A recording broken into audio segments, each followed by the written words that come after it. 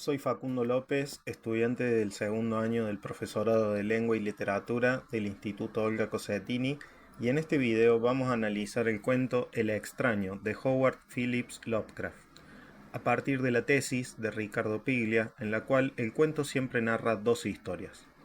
H. P. Lovecraft nació en Providence, Estados Unidos, el 20 de agosto de 1890 y falleció el 15 de marzo de 1937 en su ciudad natal. Fue escritor de relatos y novelas de ciencia ficción y terror. Hizo grandes aportes al desarrollo del subgénero denominado horror cósmico, con su mitología particular como los mitos de Cthulhu. Su obra se apartó de las clásicas historias de terror sobrenatural gracias a la inclusión de elementos de ciencia ficción como los seres extraterrestres o la existencia de otras dimensiones o planos de la realidad. Esta nueva variante del género terror estaba siendo explorada por diversos escritores. El Círculo de Lovecraft sería un movimiento literario que tendría a Howard Phillips como centro y en el cual sus miembros producirían literatura de terror, ciencia ficción y fantasía, dando inicio al novedoso subgénero del horror cósmico. Publicarían principalmente en una revista llamada Pulp Weird Tales, dedicada a los géneros de fantasía, horror y ficción sobrenatural. Entre las obras más notables de Lovecraft podemos mencionar La llamada de Cthulhu, publicada en 1926, En las montañas de la locura, publicada en 1931, y El caso de Charles Dexter Ward, publicada en 1941. Es considerado un genio de la literatura de terror y uno de los escritores más influyentes del género fantástico del siglo XX.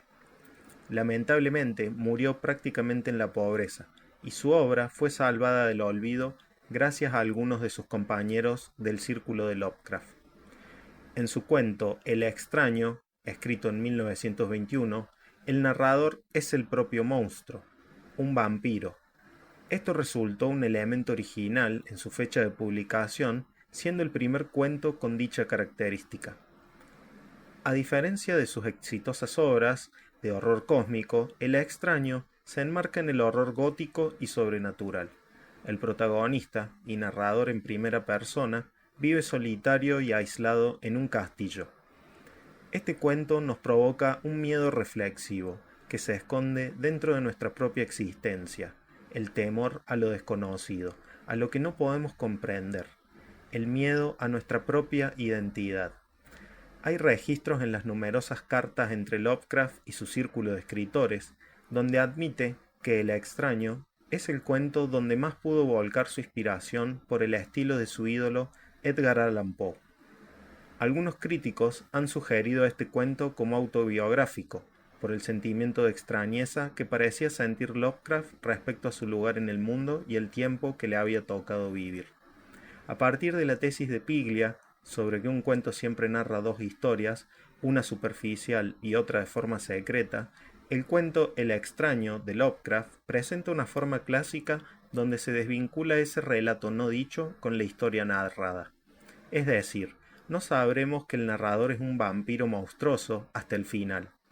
Él se encuentra en un castillo, no recuerda bien por qué está allí, de dónde proviene, quién es siquiera. Podríamos suponer que es un prisionero o simplemente un extraño encerrado en este castillo. Lógicamente, este extraño busca una forma de salir y contemplar qué hay en el exterior, más allá de su prisión. Pero al tener su primer contacto con el mundo, las personas que lo habitan, él provoca un caos general. Los humanos huyen despavoridos ante su presencia. Al encontrar un espejo, logra contemplar su horroroso aspecto y comprende que él no es como los demás, es un vampiro. Entonces, podemos decir que existen dos historias contadas, la de un extraño que no se reconoce a sí mismo ni el lugar que habita, y la de un vampiro que ha vivido quién sabe cuántos años y que nuevamente se percibe como tal.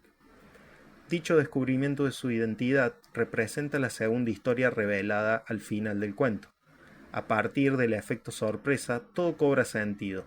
El olvido producto de un sueño interminable, la desolación del lúgubre castillo, el abandono, los cadáveres, la profundidad de la cripta que habita, su estado débil y tambaleante, la falta del habla y demás.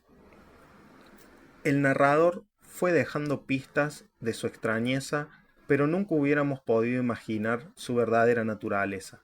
La historia interior late constantemente en cada párrafo. Como lectores, sentimos que algo extraño se va tejiendo lentamente en cada descripción, en cada pensamiento del narrador. Somos testigos en primera persona del despertar de un vampiro. Sin saberlo, nos ponemos en su piel hasta que un giro final en la historia nos revela su verdadera identidad.